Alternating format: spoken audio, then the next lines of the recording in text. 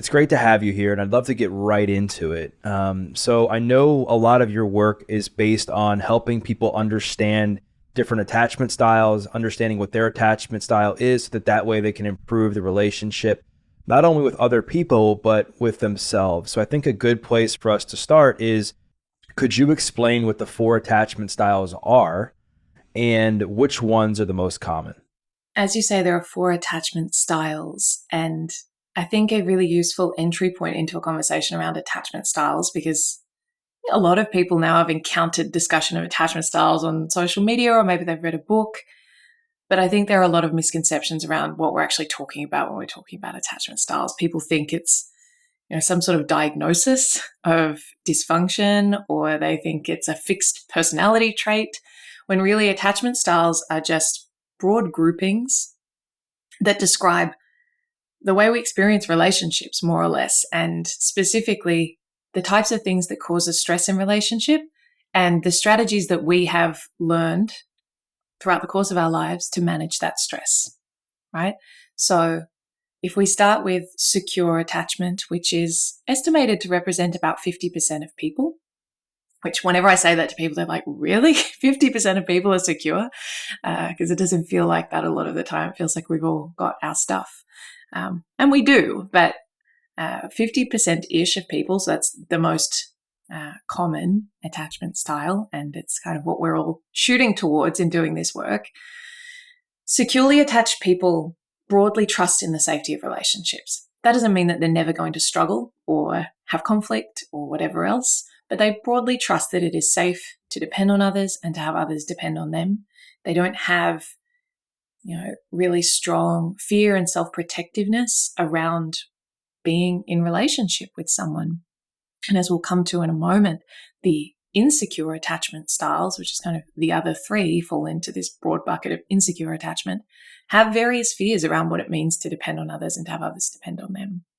So some of the traits of a securely attached person is, they're happy on their own or being in relationship. So they're not going to panic at being single. They're kind of comfortable in who they are, but they're also happy to be in partnership and usually will pursue long-term partnership. They are comfortable voicing needs and concerns. They're comfortable setting boundaries, but they're also responsive to other people's needs and concerns and boundaries. So there is just this sense of ease that characterizes the way that the securely attached person exists in relationship. And from that place, there is this general trust that, we can navigate things. If we have conflict, we can repair. So there's just this sense of safety that goes along with the securely attached person in relationships. And from that place, authentic self-expression, acceptance of others, it's kind of really fertile soil for all of those other good things to grow. We then turn to the insecure attachment styles. So anxious attachment, which is most of the people that I work with and my own personal history and my background as far as attachment is concerned. For the anxiously attached person, if we go back to that framework of what causes me stress and how do I deal with the stress? The anxiously attached person, distance, uncertainty, separation from a partner is going to cause stress. So the anxiously attached person uses strategies that are basically geared around closing the gap or regaining a sense of control when it feels like the connection is threatened in some way. So the anxiously attached person has a very strong preference for being in relationship and can feel very, very uncomfortable and unsafe in being alone. So this can lead them to cling and to grip and to try and control, basically to hold on to someone for dear life, because it feels like I'm not okay. If you're not okay, or if we're not together, then I'm not going to be okay. I derive my sense of safety in the world from being connected to you. And so to the extent that our relationship is threatened in any way, I panic, I freak out. And so for anxiously attached people, things like conflict are really hard because it feels like conflict is a precursor to the relationship ending, right? All roads lead back to you're going to leave me, and that terrifies me. So they might not set boundaries at all. They just let anyone do anything because I don't want to assert myself in case you say no and leave me. I don't want to ask for anything. I want to be very low maintenance and just be easygoing so that you'll love me and I won't be too much for you and you'll never leave me, right? There's this aversion to being a burden to anyone. So that's kind of a broad brush stroke of what the anxious attachment style is. On the other end of the spectrum, the more avoidant attachment style, dismissive avoidant is how it's sometimes referred to. This person is quite hyper independent. So they sit at the opposite extreme to the anxiously attached person. They might not want to be in relationship, or if they are in relationship, they're very protective of their independence and their autonomy. And anything that feels like a threat to that, they're going to have a strong reaction against and really push that away. So if it feels like someone's smothering them or trying to control them or trying to change them, that's where their, self-protective responses are going to kick in and say, no, get back. So the things that cause them stress are loss of independence, loss of autonomy, feeling controlled. And the way that they manage that stress is to create distance. So again, it's really very much the opposite of the anxious person, in that the anxious person wants to close the gap and the more avoidant person wants to create that space as a way to protect themselves. The fourth and final attachment style is the disorganized attachment style, which is also the fearful avoidant. It's also referred to as fearful avoidant. And this person experiences both high anxiety and high avoidance, often in the same moment. So it's like, I want to be close to you, and yet once I'm there, I'm terrified that you're going to hurt me.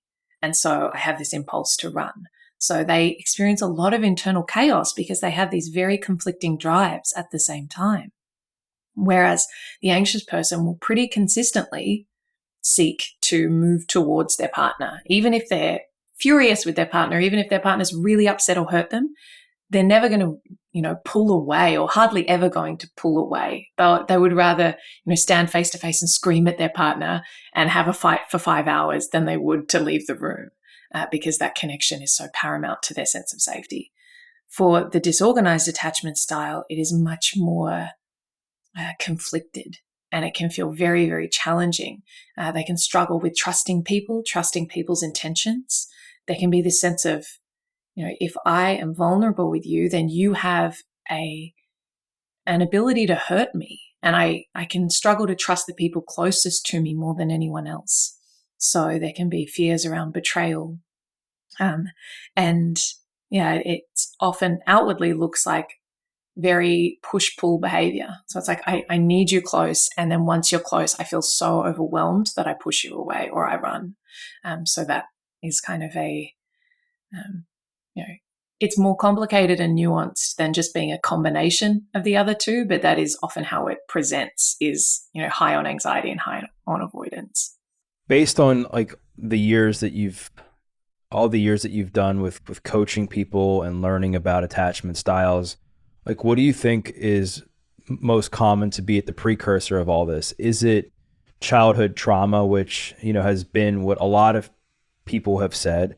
But I would also imagine that like present day stuff could influence it too. Meaning, if you're somebody that had a great childhood and your parents both loved you, they both made you feel secure, like all those things, then as an adult, you become insecure with yourself, that I would imagine your attachment style would change. So what have you found that influences all this the most? Yeah. So, the origin of attachment theory was not in adult romantic relationships. It was in infant caregiver relationships. So that is very much the genesis of this whole body of work. And so, in most cases, there is childhood origin stories around this. And to be very clear, it's not necessarily trauma or abuse or, gross mistreatment or negligence or anything like that.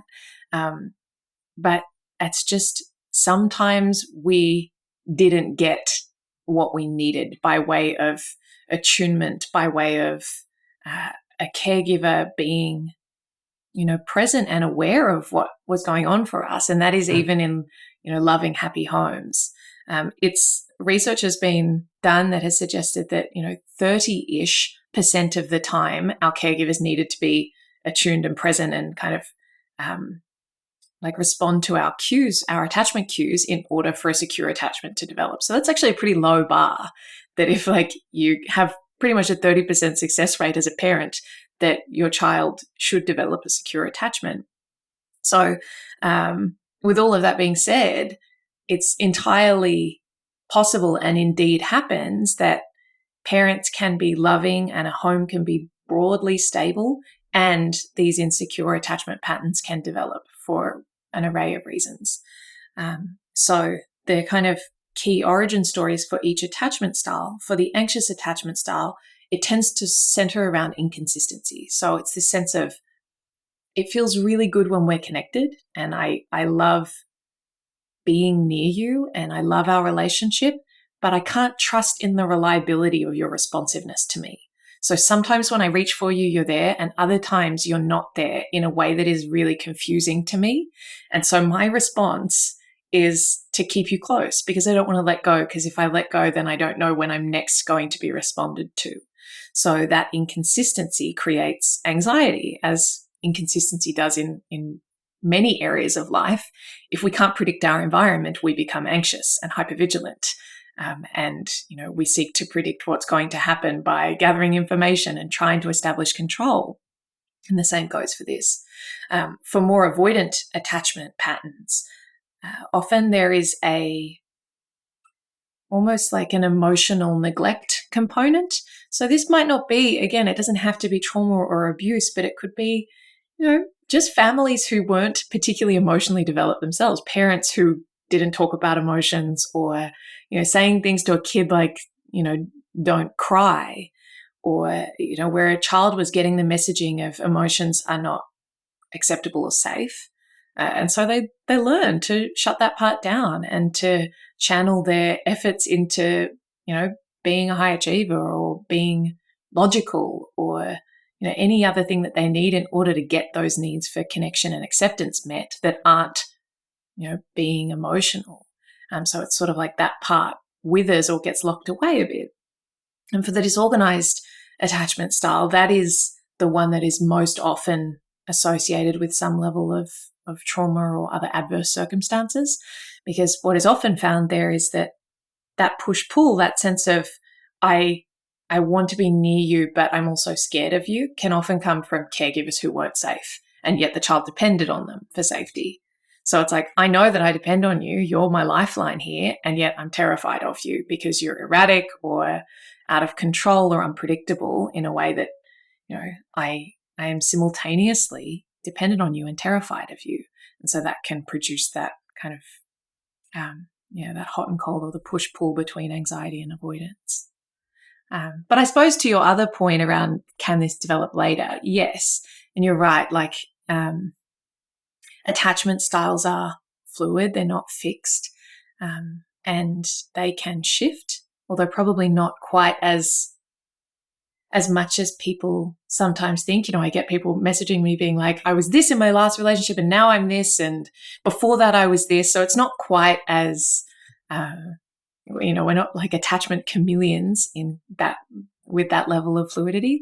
But certainly, if you're broadly secure and then you start dating someone who is wildly avoidant and is giving you extremely confusing mixed signals, or is behaving in a way that is very anxiety inducing, again, inconsistency produces anxiety in most cases, then that could elicit more anxious strategies, without necessarily meaning your attachment style has changed in a fundamental sense. So it's like, okay, if I'm with someone who is giving me all of these mixed signals, or who is very erratic or, inconsistent, then I might consciously or not start leaning on more anxious strategies, things like calling them several times, or trying to get close to them, or trying to control them because I feel out of control. So we can, on the other side, if someone is really anxious and overbearing and, they're coming at you with this energy that feels extremely intense and overwhelming, then you might find yourself pulling away in a way that you usually wouldn't, or creating distance, or ignoring them, or blanking them just because you feel so overwhelmed by the intensity of their energy and and attachment towards you. So you might draw on more avoidance strategies, even though broadly in more balanced relationships, you tend to be a pretty good communicator and you're quite secure. And so bringing this all together and talking about childhood attachment styles, talking about adult relationships, talking about how things can, and how sometimes things can change. Like, how can somebody know that what they're experiencing in adult relationships is a result of a way that they developed attachment as a child, instead of needing to actually just work on themselves, needing to build their own confidence, build self-esteem, feel secure? Because in my own experience, and I know from a lot of other people that I know, that when we've had like, when our life sometimes is in shambles, or we're not happy with our life, we seek out validation from others to fill that void, right? And so when you're doing that, then you can become anxious to attach to that person because you want that thing to fill you up. It's almost like a drug, right? So how can somebody know the difference between those two things? Yeah, I'd almost say I'm not sure that it matters what the difference is. I think that the advice of work on your self-worth, work on your self-respect, and tend to that in a relationship is always good advice, irrespective of what else might be at play. I don't think you ever lose from doing that work. And that's advice that I often give to people, particularly more anxious people, is your tendency to over-index on your relationship, to outsource worth and validation, to put that in someone else's hands is really, that is your work. That is the essence of your work, is to, be able to stand on your own 2 feet and be like, I'm comfortable with who I am. I might not reach this place of self-love right away, but can I be okay with who I am? Can I just like myself or respect myself and be comfortable that, like, I'm a person living in alignment with my values and I have integrity, and that's okay. That can be enough for now. Because for most anxious people, they don't have that at all. There's such a strong people pleasing muscle and this like shape shifting of, I'll just agree with whatever you say, just please like me and please choose me. And it's really hard to build anything on that. It's a very flimsy foundation to build on. So I don't know that, if someone is in that place of unworthiness or feeling like their life is in disarray and they lean on relationships as a way to get some kind of validation or worth, I think that, like, getting your own house in order is always good advice, irrespective of, any kind of attachment stuff that might be going on there. I think it's like do that work. And then if there's still stuff happening, once you've got a foundation of self-worth and self-respect, then you can go that level deeper and get a bit more curious around, okay, what are these like legacy burdens that I might be carrying around attachment wounding? But it's easier to do that work when we've got stronger foundations. Right. And what I'm also hearing you say is ultimately it's up to us as the individual to do that work. Like, when you're talking about attachment style, and I think when anybody talks about attachment style, it's not to point blame at something. It's more to give you clarity and understanding about your physiology and how you're hardwired with relationships so that you can be able to navigate that towards a healthier partnership. Am I correct? Yeah, I think it's both. So I don't think it's solely personal responsibility. I think that anything relational is going to have a relational aspect.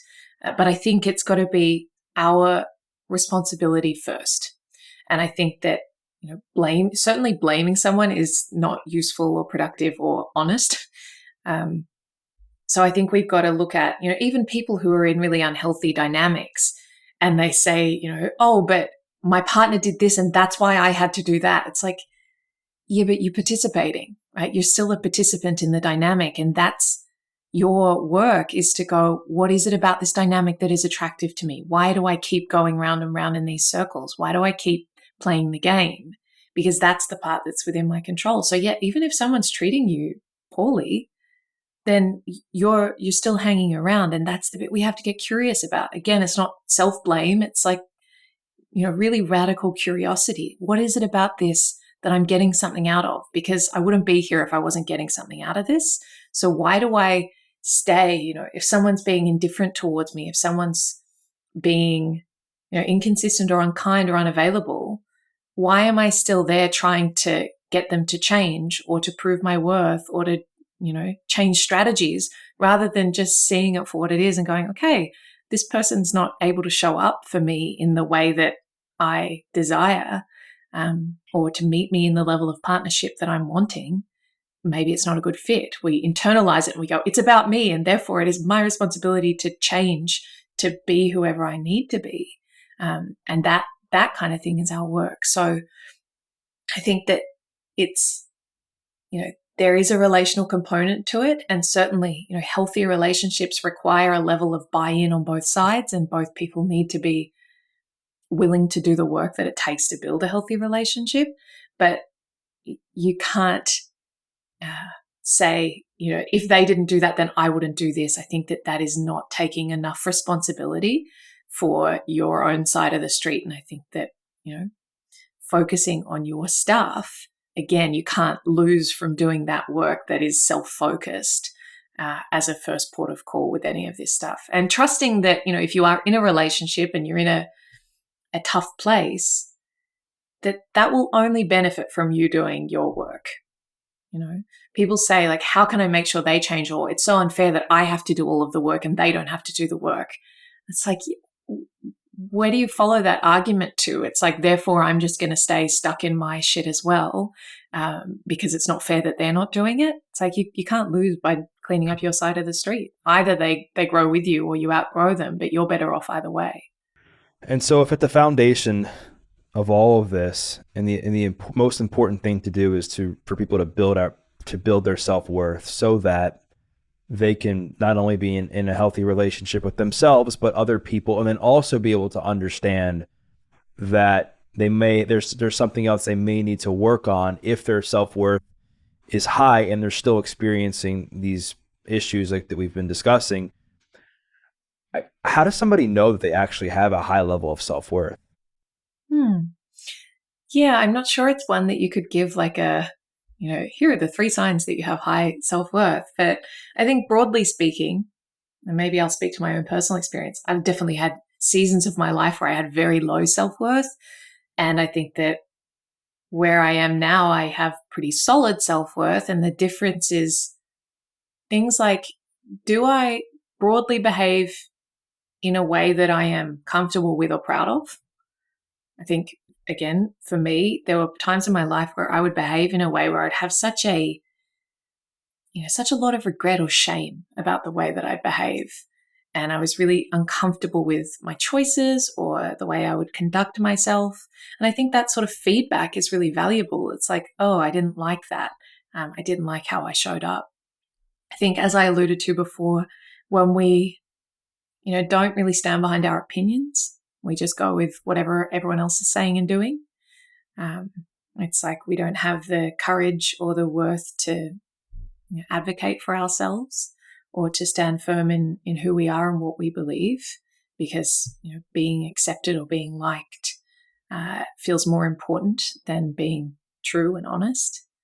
I think if we've got relationships where we consistently feel unhappy or unfulfilled or inauthentic, that's usually a sign of low self-worth. Maybe if you feel, a lack of purpose, I wouldn't say is necessarily low self-worth, but I think that people with a strong sense of self-worth tend to have a sense of purpose in their lives. So those are kind of some of the things that I would point to as indicators of high or low self-worth. And then, so taking this to the other side of the equation, once somebody maybe is listening to this, or maybe they've started to do some research and started to unpack, like, what does it mean if my self-worth isn't as good as it can be, and somebody wants to work on that? What are some things that have helped you personally improve your self-worth, so that you could be able to have healthy relationships? Yeah, I love talking about this with people because oftentimes it takes it really outside of the realm of like relationships. For me, like, self-discipline is a great way to build self-worth. It's like, can I make a commitment to myself and follow through? And I think, exercise or physical challenge is a really great way to do that. For me, there was a period in my life a couple of years ago where I was in a really tough place and I was on the brink of leaving a relationship, which I knew I needed to leave, and it was, not good. And I was in a really tough place personally, and I made a commitment to myself that I was going to run 100 kilometers over the course of the month, which is not a huge amount, but I'm not a runner, and it was a stretch for me. It was like going from literally 0 to 100. And I made the commitment, and I did it. And I showed up every day and I ran, and it was like, yeah, I can do a hard thing.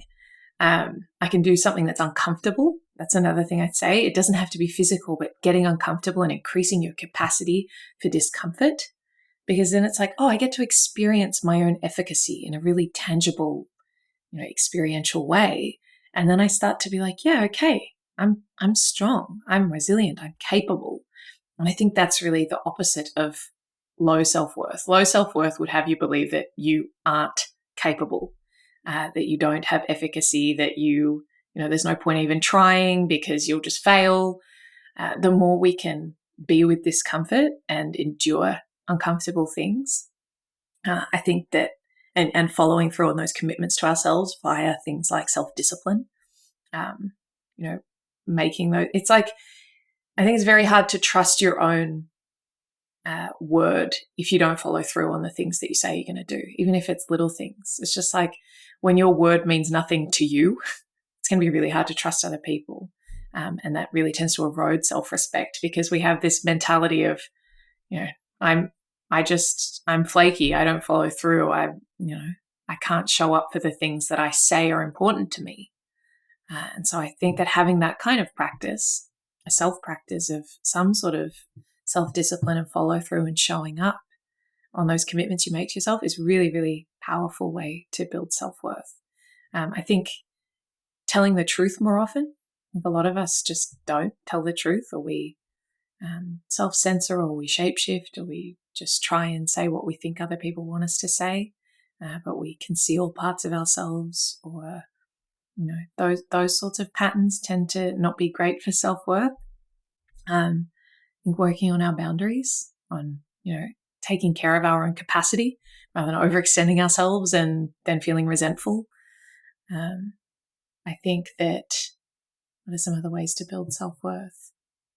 Yeah, I think like reducing exposure to negative influences. If there are people or situations that consistently bring out parts of you that you don't like, certain groups of friends where every time you go out with them, you behave in a way, or you kind of get sucked into a dynamic or an energy that is not the kind of person you want to be, then putting boundaries for yourself around that, or reducing your exposure to people or situations that are not aligned. I think that can be another way to build self-worth, rather than just, doing pattern repeats on things that have very predictable outcomes and then feeling bad about it. I think all of those things are kind of everyday, not relational ways to build self-worth that then really have paid great dividends in terms of our self-worth in relationship. I'm really glad you brought up like the self-trust aspect of things, because I think self-trust is a big part, obviously of self-confidence. And I was just talking to somebody about this the other day, where, if you constantly are telling yourself you're going to do something and then you don't do it, you create this level of cognitive dissonance where I think your brain just stopped believing you. You know what I mean? And it's like, well, I don't believe in you. Meaningless. Yeah, it's like you say you're going to do it, but you don't do it. Mm-hmm. Like, I don't believe in you. I don't have hope in you, because you're not even following through with the simple things. And I love how you brought that up, and the importance of that, so that you can start to rebuild this trust within yourself. You mentioned telling the truth more often, speaking our truth more and being ourselves more is all important to building self-worth. Because I think what happens is when we end up like doing things for other people, or we seek validation to please other people, or we just try to fit in just to get attention from somebody, whatever the example is, we slowly begin to lose ourselves. And then slowly, and then over time, months go by, years go by, and you're a completely different version of yourself, and not necessarily for the good, because you've morphed into all these different identities of other people, because you couldn't really figure out like what you stood for and also lean into that. And then you end up becoming angry at yourself and resentful, because deep down that this isn't who you are. And then that creates even more problems. So I just wanted to really emphasize the importance of that for people listening to this, because if you don't believe in yourself, nobody else will. If you don't value yourself, nobody else will. If you don't know what you stand for, nobody else will. Yeah, and it doesn't give anyone, like, there's nothing concrete for people to actually connect with because there's no substance to it. It's just so dishonest. And so even if it works in the short term, even if you like build a relationship based on some facade, it's a lie, right? It's a sham. And it'll come crumbling down. And then not only have you lost the relationship that was built on inauthenticity, but as you say, you've lost yourself. So you're left with this immense grief of like, I traded everything to try and get some kind of cheap validation from people. And that's long gone because it's never very lasting, that kind of validation from people that's based on inauthenticity. And here I am standing in the dust, empty handed, having long ago lost touch with who I am and what I care about in the world.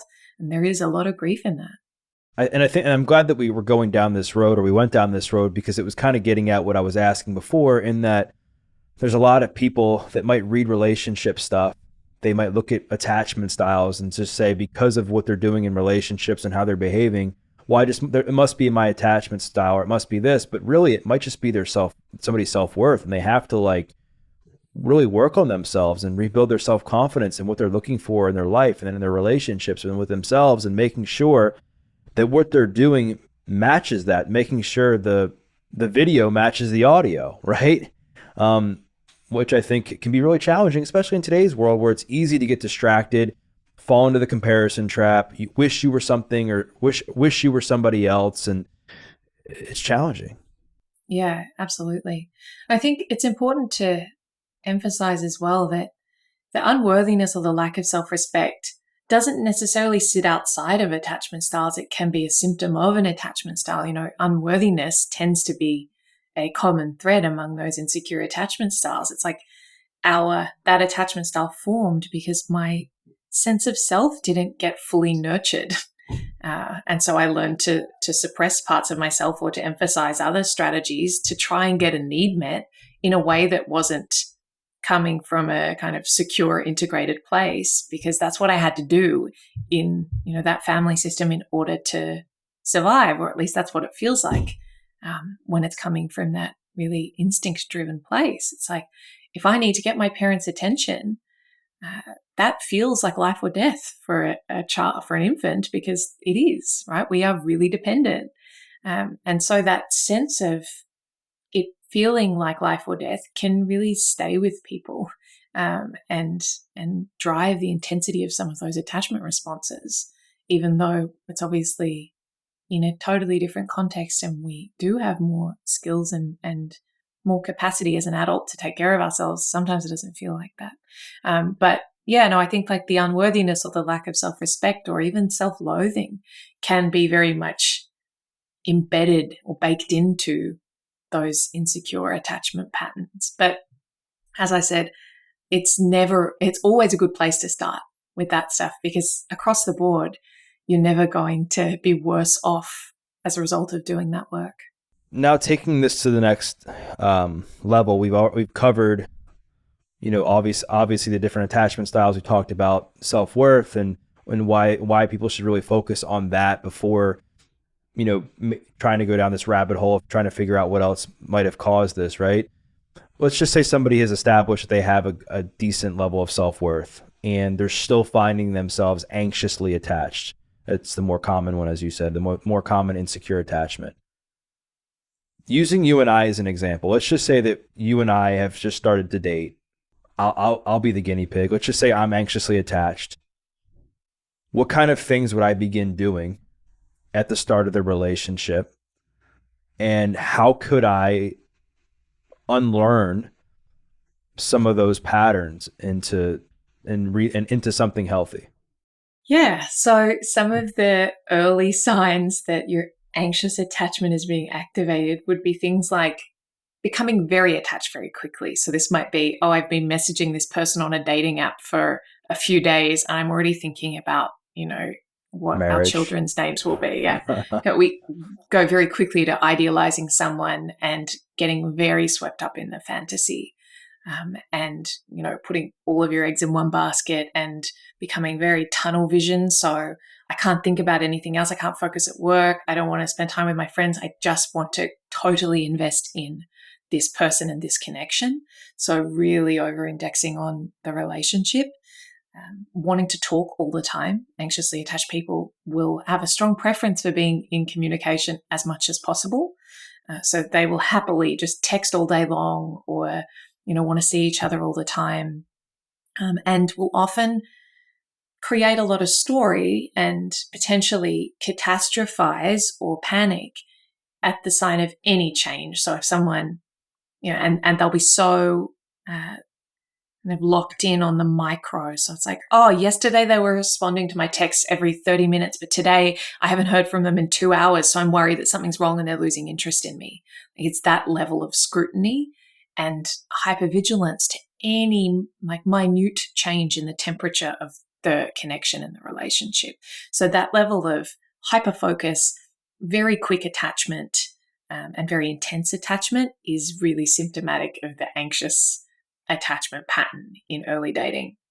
In terms of what you can do to rein that in a little in yourself, it's, for a lot of people, it's not easy, right? Because it's coming from a part of you that, when we experience that stress, it's our nervous system that's just going there, right? It's not something that you can easily just switch off. And there's a level of, almost muscle memory about it that we can't control the feeling necessarily, but we can notice it in ourselves and go, oh, okay, look, I'm completely preoccupied and picking my phone up every 30 seconds to check if I've gotten a message from them.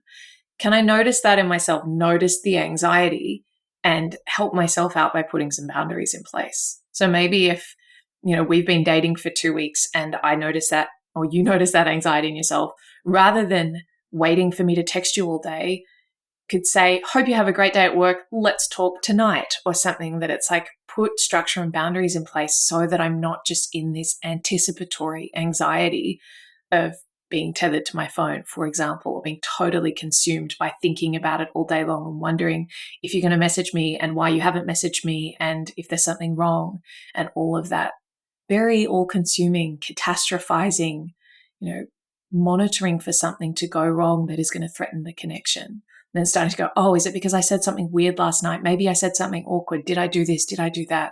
There's just something bad is going to happen that's going to take you away from me. And that terrifies me because even though we only just met, I'm totally obsessed with you. So that's kind of the overall character and tone of anxious attachment. I think some of the other things that for an anxiously attached person can be helpful in early dating in particular, and frankly throughout a relationship, is diversify your energy. So don't just lock in on target and go, my life is now about this person in this relationship. Keep up with the other areas of your life. Keep making plans with your friends. Focus on your work when you're at work.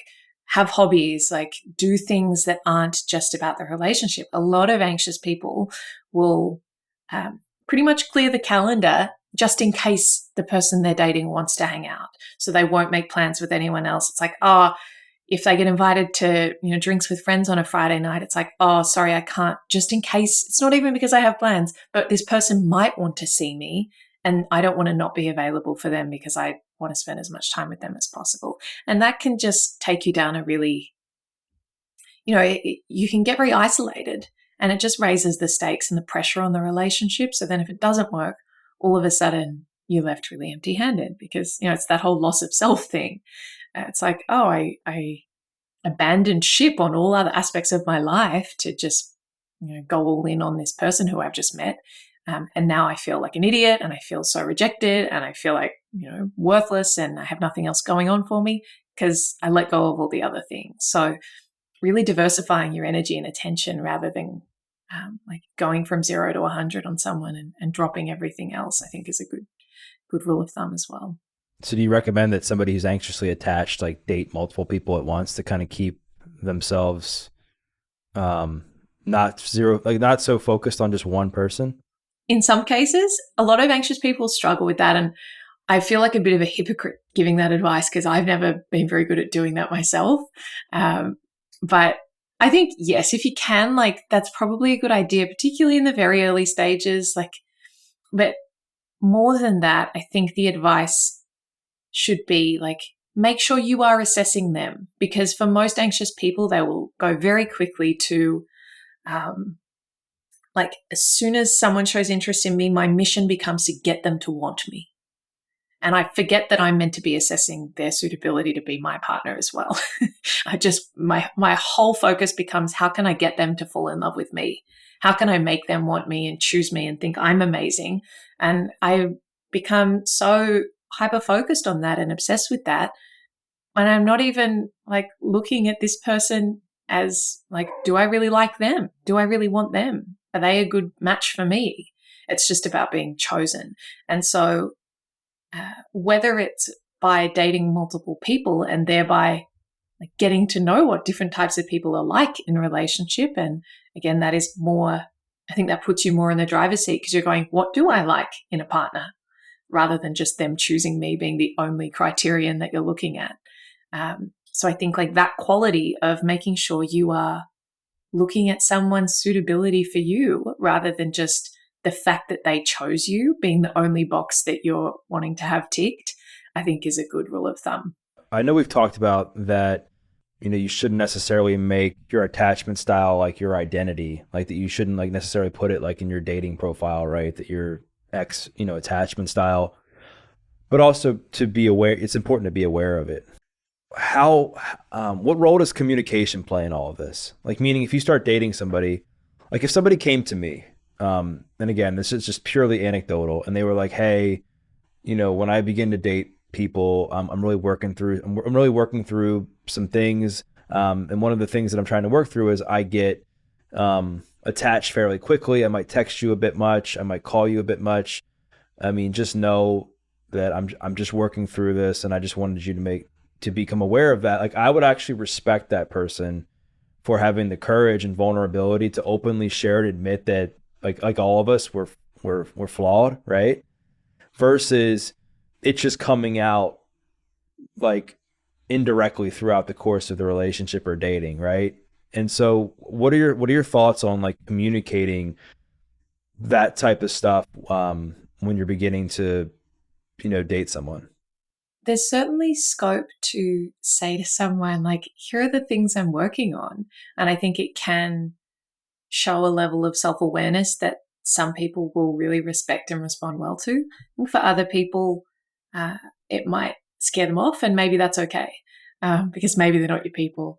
I think for more anxious people, there can be a tendency to want to like, disclose their anxious attachment as if it's, a disease, it's like, Yeah. just so you know, I have anxious attachment. And so just, I'm putting you on notice. So I don't know that we have to go quite that far, but we could say, I find it really hard to express needs or to like tell someone how I'm feeling because I don't want to, be a burden. So you can kind of share aspects of it or give people insight without having to disclose something as if it is, a contagious disease that you owe them some sort of like declaration around. But I think, again, it will depend on the nature of the connection. And if you are, with someone, you're dating someone and you have those kinds of conversations and you're both, into personal development work, that's probably someone who you're going to have more luck with in having those kinds of conversations and that level of vulnerability, rather than someone who has no interest in that and finds that to be too much. And that might be someone who is more avoidant leaning, and that to them might feel like, because people who are more avoidant, and this isn't, a judgment on them at all, it's just how they've learned to be, they can have quite an aversion to the idea of someone needing things from them or being demanding or that sense of like clinginess or too much, or like, oh, you want stuff from me that I can't give you. And so for someone like that, if you come at them and say like, hey, I get really attached and I might text you all day and call you all the time and just letting you know, they might go like, okay, alarm bells. That's my nightmare, right? So I think it will just depend on the person, and there's probably better ways and less good ways of having that conversation. But equally, I don't know that it is something you need to disclose in any sort of formal way. I think you can just reveal parts of yourself bit by bit in a way that feels like an appropriate pace as you get to know someone. And I think like having that level of discernment and trust is probably a good thing to cultivate. Yeah, I mean, I don't think I agree with you. I don't think it's a good idea, like date one to like show your attachment style badge. You'd be surprised. Anytime I do a Q&A on Instagram, like did one last night, and I get people asking me, how can I figure out my partner's attachment style on the first date? What question should I ask them? Or, is it bad to get someone to do a quiz is one I've gotten before. I'm like, yeah, it's bad to get someone to do a quiz. Please, God, don't send someone you've just matched with on Tinder an attachment style quiz. I don't think it'll end well for you. And I think you have to use discernment, like you said. And I think it totally makes sense to like feel it out, where if you're really having like good conversations with somebody, you can tell that they have a high level of self-awareness, that you have a high level of self-awareness, they're into personal development, bettering themselves, you're into that stuff. Then there's a good chance they're going to be very receptive to you sharing like, hey, like these are some of the things I'm working on. Like, this is what I'm trying to work through. It doesn't mean that I want to marry you tomorrow. It just means that this is just some things I'm working through. And I just think there's going to be, at least in my experience, like a certain level of respect gained and admiration gained, depending on the situation, of course. But when you're upfront and you're honest about like stuff that you're working on, again, not necessarily date one where you're just spilling it all, when you first meet somebody, but as time goes on and you develop that kind of rapport where you feel comfortable sharing that type of stuff. I think like trust, oftentimes we think of trust as like an all or nothing. And I think that thinking of trust as like laying bricks, and it's like we lay a brick, we share a part of ourselves with someone, and then we see what we get back. And if we get back something that's like safe and good and respectful, then we can lay another brick. Rather than doing it and like, here's everything about me and here's what you need to know. And like, I just hope you like it. It's like, okay, can I go bit by bit, a step at a time, and build that safety and make sure that like you're a safe person for me to show myself to. And I think that's a much more considered way of building like really genuine connection with someone.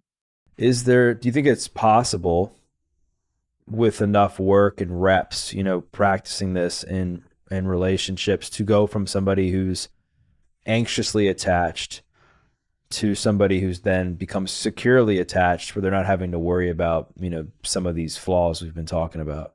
Yeah, I love that you say with enough reps, because it kind of is like that. It is. It's like you just got to practice. And I'm a trainer, so that's what I go. Yeah, no, but it's like it's very apt language to use, because so much of this stuff is in our nervous system and it's body memory, and we can't just tell ourselves to feel other than as we do. And so it's only in the doing, in the moment, I'm triggered and I've always turned left. What would it be like if I turned right today? And can I practice that? And the more that we do it, the more our body's like, oh, okay, turning right is an option for me in those moments. And we build up that capacity and that kind of new wiring of ways to be in relationships. So it is very much like doing reps of an exercise, and building up the muscle. To your question around, can you go from anxious to secure, or anything to secure? Yes, we can absolutely learn how to be more secure in relationships, with the caveat of it doesn't mean you're never going to feel anxious again. There was probably always going to be a baseline. The way I explain it from my own experience is, in those moments of trigger or tension in a relationship, my brain will always take me to the anxious thoughts instantaneously, right? Because there's a lot of deep wiring there, but I have built up the capacity and the self-awareness to not act on it. It just becomes like one voice in the choir, rather than like this front and center part that's driving the bus and driving me off a cliff. So I think that, as with a lot of this kind of work, personal development work, it's just like, to use an example in exercise or any kind of physical challenge, the voice that says, this is too hard, stop, like lifting a weight, like this thing's heavy, put it down. It's like, yeah, I can know that the thing's heavy, but also know that I'm doing this for a reason. And I can make a choice that overrides that fear voice.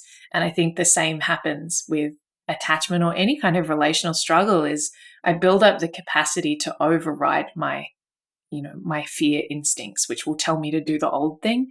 And so I have the capacity to choose, and I have enough safety within myself to be able to have space to do that. And I think that is the goal, and that is certainly what is possible for people on the other side of doing this work. I love how you brought up that just because you become securely attached doesn't mean that you'll never feel anxious again, right? Because I think Sadly. right.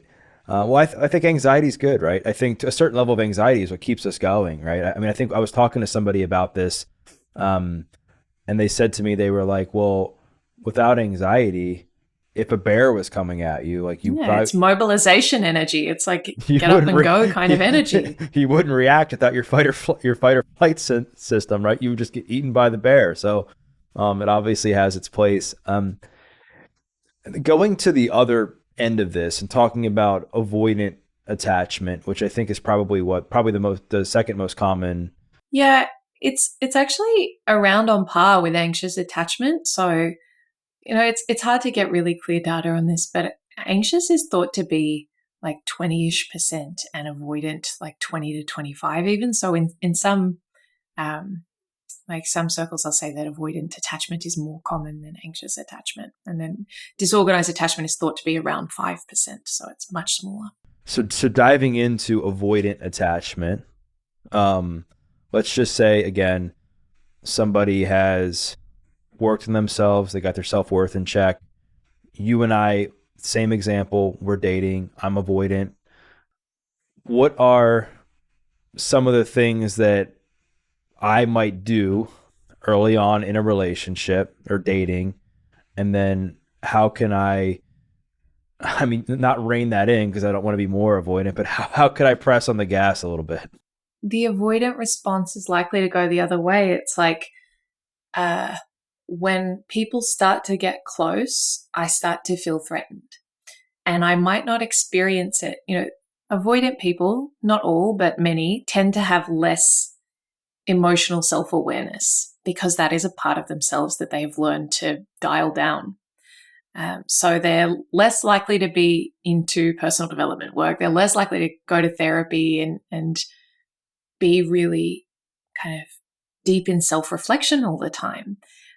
So oftentimes they'll experience things in a way that allows them to not make it about them. So they might suddenly feel very critical of a partner, and they're like, oh, I really liked that person last week, and now they are annoying the hell out of me, and I find them less attractive than I did inexplicably, and I'm noticing all of these imperfections, and my brain's starting to tell me all of the reasons why it's not a good idea and it's not a good fit, and maybe this isn't the right person for me. So there can be this level of perfectionism imposed on the other person that is used as a way to create distance. It's like, oh, okay, yeah, no, because the closeness and the progression of the relationship can feel really overwhelming and threatening. And so subconsciously, it's like, how can I create distance? How can I, quote unquote, sabotage this again at a very subconscious level? But it's like there can be an aversion to people getting close. So that can show up in lots of different ways. It can also be things like, if someone is texting you a lot or calling you a lot, that you ignore them or you don't want to respond, or you're kind of short with them. You don't want to see them as much. And that is likely to only increase the more they escalate. So an anxious avoidant pairings are very common. And so you can see we have this clash of conflicting strategies where one person's just trying to get closer and will escalate in the face of distance, and the other person feels so threatened by that they create more distance, and so we kind of spiral in opposite directions and can get really entrenched in that dynamic. So for the avoidant person, the things to look out for if you're wanting to work on that is if you notice consistently, this goes for anything, that there is a pattern and you are the common denominator in this pattern that keeps showing up in your life. And that pattern is people get close and then I lose interest in them. Or people get close and I start being really judgmental of them and really critical, inexplicably. I used to really like them and all of a sudden I feel almost disgust towards them, or I just feel really repulsed by them or very judgmental of them. It's probably not about them if that happens every single time. And so I think we have to get curious around, what part of me feels uncomfortable or afraid at the idea of commitment or of pursuing this connection or of letting someone know me at a deeper level, because that can feel immensely vulnerable if you have those more avoidant patterns. So getting curious before just acting on the urge to end the relationship or to create distance or sabotage in some way, because that will often be the urge. So can I get curious first? And that in and of itself can be challenging because as I said, it's not the default mode for an avoidant person to go into introspection. But that is really the growth edge, is like, can I increase my capacity to be in connection, to be close to people, let them know me and depend on me and vice versa, because I'm kind of used to being an island. And so that can feel really edgy. What's the difference between somebody who has an avoidant attachment and somebody who's like emotionally unavailable or just shut down? So I think emotionally unavailable is one of those terms that means different things to different people. And I think in the Venn diagram, there'd be, most avoidant people would have some level of emotional unavailability. But I also say to people, I think anxiously attached people are not particularly emotionally available, because even though they're very emotional and they will attach, when you are consistently deferring to other people's needs and preferences and not stating boundaries and doing all of that shape-shifting stuff we talked about, that's not emotional availability because it's inauthentic. When we say, oh, I'm fine, don't worry about me, when you're not actually fine, that's not emotionally available. It's dishonest. And so I think that actually emotional availability is both people showing up and being open and honest about how they're feeling and what their needs are and what their fears are. And I don't think that any of the insecure attachment styles are great at true emotional availability, and that is part of the growth edge for all of those different attachment styles.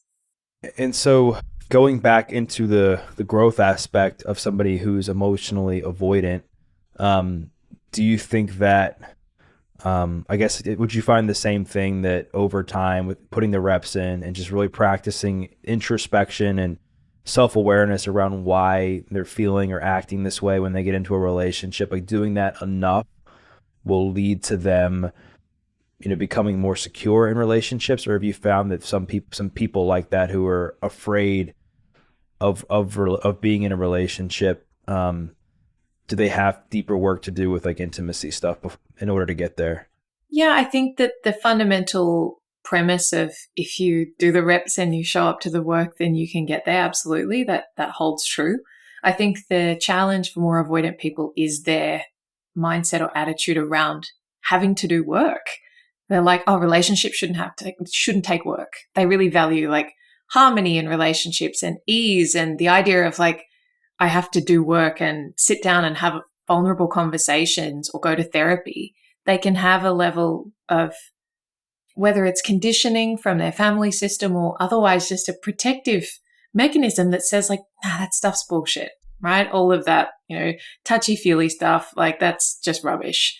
I'm not doing that. And so I think to the extent that you have those mindset blocks or attitudes towards the very idea of doing the work, then that's obviously going to impede your ability to show up to it and to like take those steps. But if you are at a place where you're willing and you do show up and you do it, then it's absolutely within reach. And the same principles apply. Can I take like uncomfortable but small steps towards the things that feel, scary to me? It's the same with anything. We don't want to stretch ourselves too far too soon.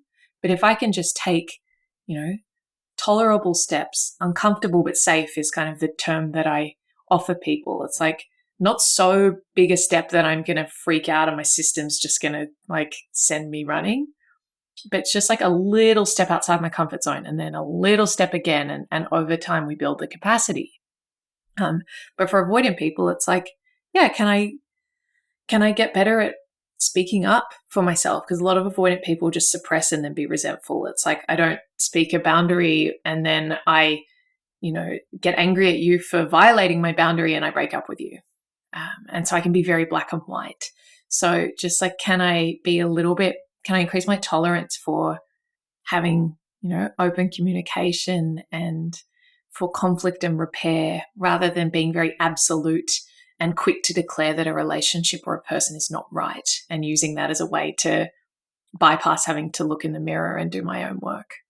I love that. And I love how like you again brought up that you really need to, at the end of the day, you really need to focus on yourself and doing the work and not necessarily blame something else for, not necessarily like, blame something else to take the attention away from, you having to work on yourself. And I think this is a great place for us to end the combo. We covered so much, Stephanie, and I wanted to thank you for your time.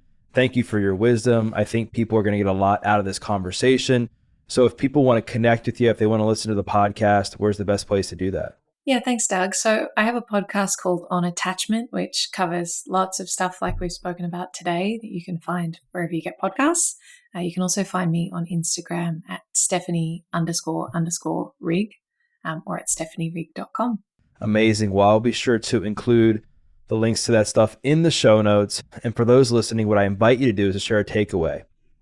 We covered so much ground on self-worth, on different attachment styles, both secure and insecure. And we also talked about how to have the awareness to know if you do have a high level of self-worth or not. We covered so much ground. So what I invite you to do is to share your biggest takeaway, tag Stephanie and tag myself, because we'd love to hear your feedback. We once again thank you for listening to this episode of The Adversity Advantage. I'm your host, Doug Bopst, and we'll see you next time.